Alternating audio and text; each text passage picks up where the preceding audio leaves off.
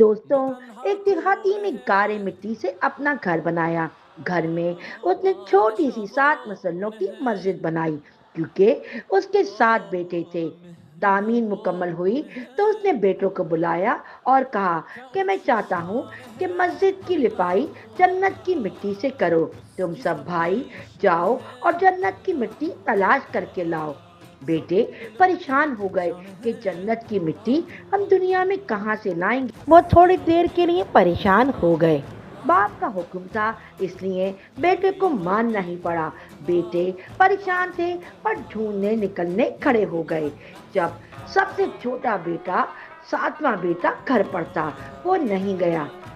जब भाई शाम को थके हारे खाली हाथ लौटे तो क्या देखते हैं कि छोटा भाई बोरी में मिट्टी भर के बैठा है। बाप ने पूछा, बेटे घर बैठे तुझे जन्नत की मिट्टी कहाँ से मिल गई? बेटे ने कहा, सारा दिन माँ के पीछे फिरता रहा। जहाँ जहाँ माँ कदम रखती थी वहीं मैं मिट्टी उठाकर जमा करता रहा। ये वही मिट्टी है।